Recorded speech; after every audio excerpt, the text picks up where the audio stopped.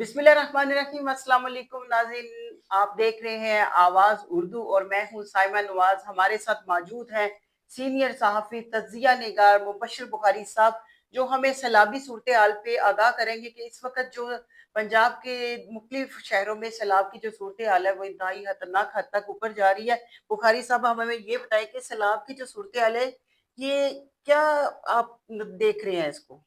देखिए, सबसे पहले तो हमें इस चीज़ को डिस्कस करना पड़ेगा कि ये ख़तरनाक क्यों है ये सूरत-ए-हाल। तो उसमें मैं आपसे ये अर्ज़ करूँ कि पाकिस्तान के बारे में अब तमाम आबादी को यकीन हो जाना चाहिए कि पाकिस्तान एक ऐसा मुल्क है जहाँ पे हर साल सैलाब आएँगे। और उसके अगर आपने तदारुक के लिए कुछ ना किया, यानी आपकी तैयारी हो सकती है, सैलाब आप रोक नहीं सकते। आप उससे बेहतर तरीके से हैंडल कर सकते हैं, उसकी इंटेंसिटी को कम कर सकते हैं। दुनिया भर में ग्लोबल वार्मिंग है और हम ये भी कहते हैं कि ग्लोबल वार्मिंग के नतीजे में ये सैलाब आ रहे हैं।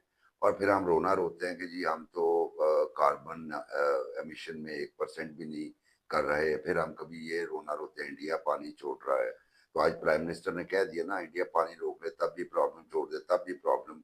तो उन्होंने उन्हें शुक्र है कि मसले की रियलाइजेशन हुई है। दुनिया भर का प्रोटोकॉल जो सेट किया गया है वो ये है कि अगर आपने ग्लोबल वार्मिंग से निपटना है तो आपको अपने मुल्क के टोटल रकबे के 25% के ऊपर जंगलात उगाना पड़ेंगे। हमारे जंगलात 5.2% रकबे पे, और जिसका मतलब कि हम बहुत पीछे हैं। और अगर हम जंगलात उगा लें तो हम वो कार्बन फैक्टर से थोड़ा सा अपनी एटमॉस्फेयर में निपट सकते हैं। उससे हो सकता है कि आपकी जो ग्लेशियर मेल्टिंग है वो कम हो जाए। टेम्परेचर बहरहाल ग्लोबली वो कंट्रीब्यूट भी करेगा अगर हम इस तरह का करते हैं।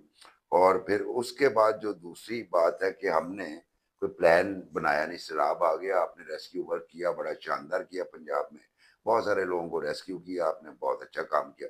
लेकिन सैलाब अपनी जगह पे है, उसने फसलें भी तबाह की। वो पानी अब महीनों खड़ा भी रहेगा, वहाँ पे कल्टीवेशन नहीं हो पाएगी। तो इसके लिए आपको क्या करना चाहिए था? इसके लिए नंबर वन तो आपको डैम बनाने चाहिए थे। अगर आप डैम नहीं बना सकते, चलिए कालाबाग डैम को छोड़िए, आप ये छोटे डैम्स दरियाओं पे बना सकते थे जिसपे किसी को कोई एतराज नहीं था होना, वो भी आपने नहीं किया।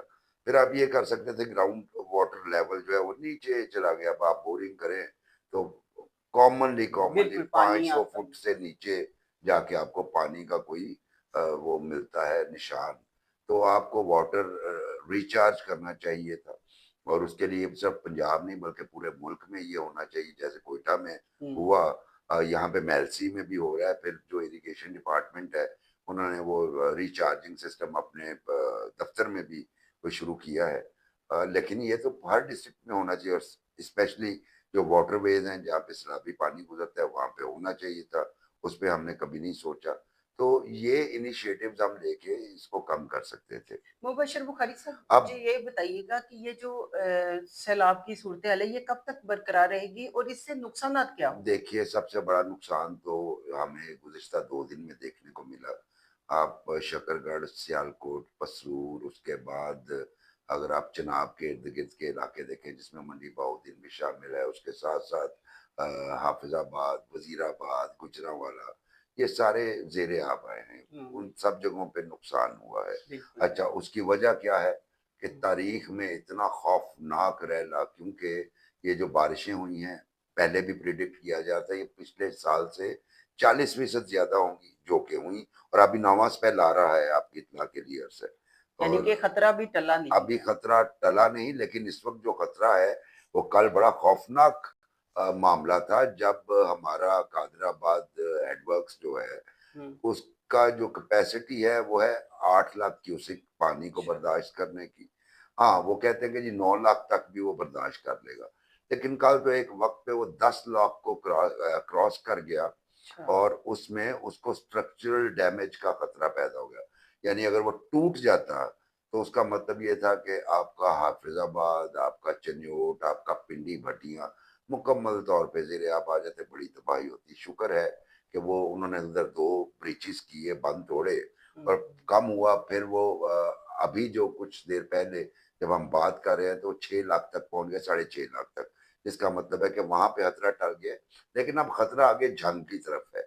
چونکہ وہی 9-10 لاکھ کیوسک کا ریلا جو ہے وہ اب جنگ اور ملحقہ ڈسٹرکٹ کی جانب بڑھ رہا ہے، اور یہاں پہ چلیں نقصان نہ کرے آگے جب یہ تینوں دریا یعنی راوی، چناب اور ستلج، اور تینوں میں فلڈ ہے، یہ جب سندھ میں گریں گے، ادھر سے تربیلا ہمارا 100% ہو چکا ہے، اگر اس میں سے باہر نکلے گا پانی ریلیز کریں گے تو سندھ میں کیا حال ہوگا اور آگے کیا پریپیئرڈنیس ہے یہ دیکھنا باقی ہے۔ لیکن ایک چیز طے ہے، نقصان ہوا، لوگ مثلاً آج کی جو پی ڈی ایم اے کی سٹیٹمنٹ ہے، انہوں نے کہا جی صرف چناب کے ارد گرد کے علاقوں میں انہوں نے 10,09,000 بندہ ریسکیو کیا، یعنی 1 ملین بندہ ریسکیو کیا ہے۔ اس سے آپ اندازہ لگائیں کہ اس سیلاب کا میگنیٹیوڈ کیا تھا۔ لکیلی لاہور میں پانی انٹر نہیں ہوا، اور اس میں ہم نے کل ایک سوشل میڈیا نے بڑی کھپ مچائی ہوئی تھی روڈا کے حوالے سے، جی بالکل اچھا میں نے بھی ایک پروگرام میں شدید کریٹیسائز کیا، لیکن آج جب روڈا والوں سے بات ہوئی انہوں نے مجھے ویڈیو ایویڈنسز شو کی اور انہوں نے بتایا کہ جناب یہ بتائیں کہ راوی کا پانی لاہور میں یعنی روڈا کے جہاں جہاں روڈا ہے وہاں کہاں سپل کی ہے، ہمیں بتائیں، ہم اس کا تدارک کیے دیتے ہیں۔ تو میرے پاس کوئی جواب نہیں تھا، جبکہ انہوں نے جو مجھے سی سی ٹی وی فوٹیجز دکھائیں وہ شاندار تھی، مطلب میں شرمندہ ہوا، تو لاہور میں داخل نہیں ہوا، لیکن اس کے ساتھ ساتھ اگر آپ دیکھیں آگے ڈسٹرکٹس قصور سے لے کے بہاول نگر، منڈی بہاؤدین، وہاں پہ خطرات اپنے قصور میں تو ہوئی ہیوی ایویکویشن، آگے بھی ابھی جب ریلا آگے جائے گا تو مزید ہوگی۔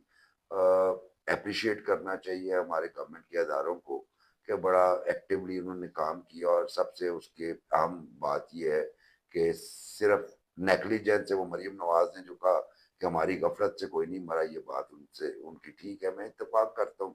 6 افراد جان سے گئے، 3 مسنگ ہیں، اس کے علاوہ جو بارشوں میں کرنٹ لگنے وغیرہ سے جو جاتے ہیں وہ ملا کے 17 ہوتے ہیں، جس کا مطلب ہے کہ ہمارے اداروں نے، اور خصوصی طور پہ ریسکیو کرنے والے اداروں نے، جس میں ہمارا ریسکیو 1122 ہے، اور اس کے بعد پولیس ہے، اور اس کے بعد آرمی ہے، انہوں نے بڑا اچھا کام کیا۔ اور ساتھ ساتھ ڈسٹرکٹ ایڈمنسٹریشن کو بھی داد دینی چاہیے کہ انہوں نے پہلے ہی جو ہے وہ الارمز دے دیے کہ جناب ادھر آ رہے ہیں، اور بہت ساری جانیں اس وجہ سے بھی بچ گئی۔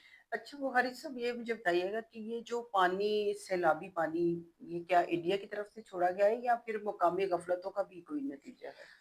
دیکھیے آپ نے انڈیا کی جانب سے تو پانی چھوڑا جانا تھا، انہوں نے آپ کو 3 وارننگز بھی دی، پھر ہم نے اسے کہا کہ ابھی بم مار دی ہے۔ مسئلہ یہ ہے کہ انڈیا کے سارے ڈیم جو تھے وہ 100% پہ چلے گئے تھے، اور انڈین سائڈ پہ جو تباہی ہوئی ہے وہ شاید پاکستان سے زیادہ ہی ہے اگر دیکھا جائے تو۔ ہم، اگر ان کے پاس بھی کوئی آپشن نہیں تھی سوائے اس کے کہ پانی ریلیز کرتے، اور دوسری صورت یہ تھی کہ ان کے ہیڈ ورکس بھی، یعنی مادھو پور اطلاع ملی ہے، اور میں بڑے آپ کو کریڈیبل سورسز سے بتا رہا ہوں کہ مادھو پور ہیڈ ورکس جو ان کا ہے وہاں سے، وہاں کے 2 گیٹ ٹوٹ گئے ہیں واٹر پریچرز، جس کی وجہ سے واٹر ریلیز جو ہے وہ زیادہ ہو گیا، ورنہ وہ کنٹرول ہی ہونا تھا۔ لیکن بہرحال ہمیں میرا خیال ہے کہ دوسرے کو مرد الزام ٹھہرانے سے پہلے حقائق کا جائزہ لینا چاہیے۔ ادھر بھی جو کیچمنٹس دریا کی ہوتی ہیں، یعنی جو پیچھے بھی یہ ہماچل سے آتا ہے جو ستلج ہے، اور پھر آپ کے گنڈا سنگھ سے انٹر ہوتے ہوئے آگے بہاول پور تک، اور پھر پنجنت پہ جا کے ضم ہو جاتا ہے، تو پیچھے کتنی تباہی لے کے آیا۔ وہاں پہ اس سے زیادہ بارشیں ہو رہی ہیں ان علاقوں میں، وہاں بھی انفراسٹرکچر تباہ ہو رہے ہیں، وہاں بھی پانی اسی طرح تباہی مچا رہا ہے۔ تو پانی چھوڑنے کے علاوہ انڈیا کے پاس کوئی آپشن نہیں تھی، تو وہ انہوں نے چھوڑا۔ لیکن یہاں پہ مثلاً آپ کی ریکارڈ ٹوٹا ہے سیالکوٹ میں بارشوں کا، پھر پچھلے سال کی نسبت 40% زیادہ بارشیں ہوئی ہیں۔ بارش ہوئی۔ چلیے ہم اس کو پنجاب کو ذرا ہٹ کے آپ دیکھ لینا، مثلاً جی بی میں انڈیا تو نہیں تھا، کے پی میں انڈیا کا تو کوئی عمل دخل نہیں تھا۔ سو یہ ایک نیچرل ڈیزاسٹر ہے جس میں انڈین پانی نے اپنا رول پلے کیا ہے، لیکن یہ ڈیزاسٹر آلریڈی جب انڈیا نے پانی ریلیز نہیں کیا تھا اس وقت بھی تو فلڈ الرٹ آ رہے تھے نا۔ تو اس لیے میرا خیال ہے کہ ہمیں اب لوگوں کو کہ جی کاربن میں ہمارا حصہ نہیں، انڈیا نے پانی چھوڑ دیا، اس کی بجائے ہمیں اپنی تیاریوں پہ غور کرنا چاہیے، جسے کہتے ہیں پریپیئرڈنیس، اور اس پہ آج پرائم منسٹر نے بھی اسٹیٹمنٹ دیا ہے، احسن اقبال صاحب نے بھی اسٹیٹمنٹ دیا ہے کہ بالکل ہمیں یہ چیز جو ہے وہ علیحدہ ہے. ہمیں ہر سال سیلاب کا سامنا کرنا پڑے گا. ہمیں اپنی کیپیسٹی بلڈنگ کرنی چاہیے, اور یہی بات سی ایم پنجاب مریم نواز نے کہی ہے.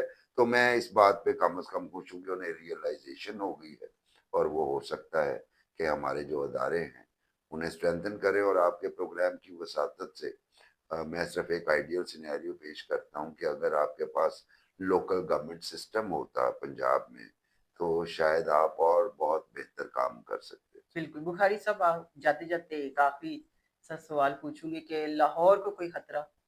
جی, ابھی جو خطرہ تھا وہ تقریباً ٹل چکا ہے, کیونکہ واٹر جو دوپہر تک تھا وہ لیول انکریز ہو رہا تھا, لیکن ابھی جو ہے وہ لیول ڈکریز ہونے کے امکان ہے. 6 بجے کے بعد کہا جا رہا تھا کہ وہ ڈکریز ہونا شروع ہو جائے گا, جس کا مطلب ہے کہ لاہور کا خطرہ ٹل گیا ہے. اور لاہور کی کیپیسٹی جو ہے وہ 2 لاکھ ہے, تو ابھی تک 2 لاکھ ٹچ نہیں ہوا تازہ ترین اطلاعات تک.